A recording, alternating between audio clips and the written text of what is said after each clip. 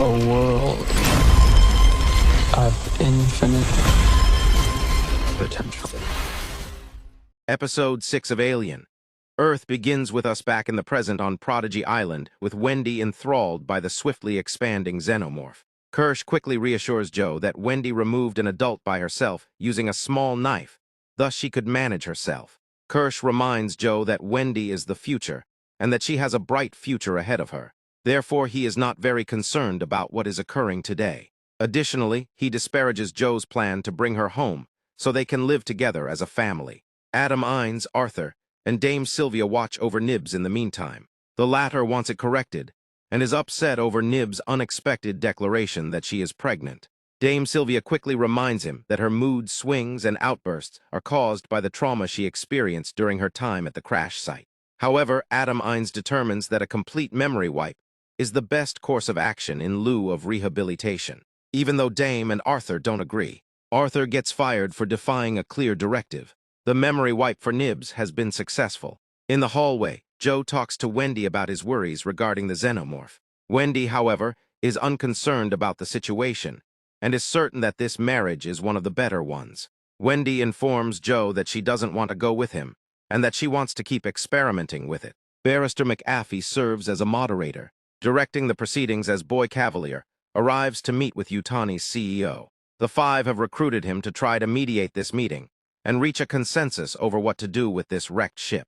The CEO of Yutani is forced to back down after Cavalier fabricates a cover-up tale and then brings up the specimens themselves. When she returns them, she will transfer them to an off-planet research institution, where she acknowledges the species on board were intended to be studied. In the end, they agree to a $20 billion settlement. But Boy Cavalier has a secret. He notes that a quarantine protocol is in effect at the moment and will remain so for a further 6 weeks.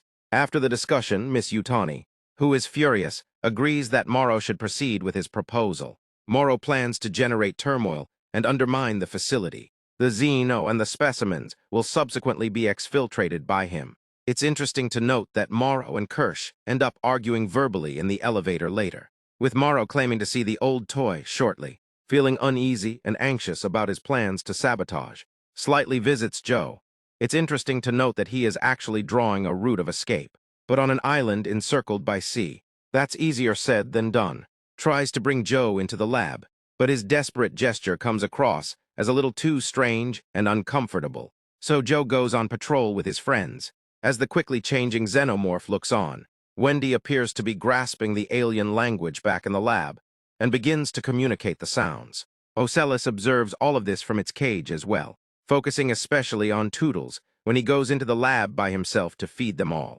Toodles, of course, is a complete moron, and in addition to smashing the door of the feeding compartment, he is quite jittery when Ocellus slams on the glass and locks himself in with one of the specimens. These are big purchases that consume metal and spray corrosive acid.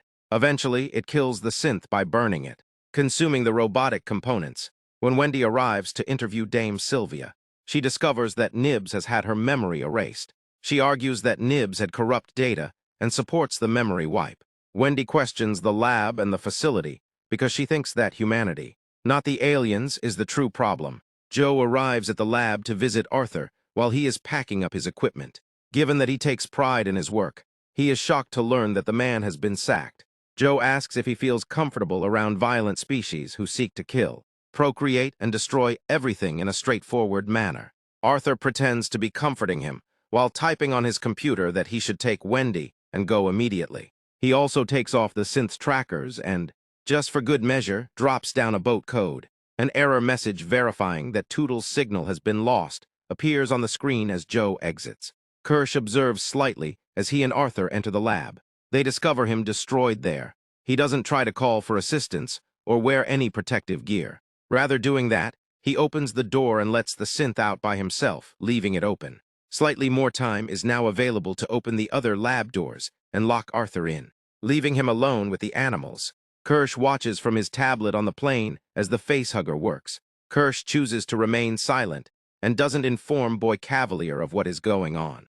Arthur and she make a feeble attempt to hide in a human-sized vent, but the bugs emerge and start buzzing around the facility. This week marks the return of Alien, Earth, and without the recognizable references, and nostalgic appeal of the Maginot flashback. The show's subpar writing takes center stage. The sluggish, ponderous tempo allows ample time to consider the numerous intrigues and issues, of which there are many. We were informed at the beginning of the event that these specimens are apex predators, since they have killed numerous scientists in an attempt to bring them on board. Due to their strength and resistance to biological attacks, they sent in synthesizers to aid transport and cage them. But after 6 episodes, a new fly monster that consumes metal and feeds on synthetics is presented. Now that we need some of the synthetics to die, the plot is fortunate that it can also spew corrosive acid. The same animals, I might add, that were carried on a metal ship in cages made of glass and metal. In addition to rendering everyone inept to make the plot work, we also get the xenomorph's dubious strength levels, which aren't fully explained. In the beginning, we witnessed it tear through steel doors and pierce metal whenever it pleased, but now it is imprisoned in a thin glass cage and is unable to break free. Not to mention how incredibly intelligent this monster is. The jury is still out on this one. However, one could argue that it's because it was gestated from the lung rather than the entire human host. Arthur's decision was probably inevitable, but the funny way this fits into Slightly's scheme is a bit too easy, especially considering that this scientist enters the lab after telling Joe to leave the area immediately because it's unsafe. I should also mention that we were informed previously in the series that the same lab was unavailable to people. It's fortunate that Arthur has permission to enter now, I suppose. I can understand Arthur's concern for these synths and his hasty opening of the doors in a hurry. However, why is a vent located in a containment room? Isn't the concept of a contained lab just that? Contained. To be fair, Kirsch seems to be in charge of everything and planning his own havoc, so it makes sense that there would be no sirens going off or anyone being informed. But it's difficult to ignore the text. Another illustration of this is the meeting between Yutani and Cavalier, which was a major letdown.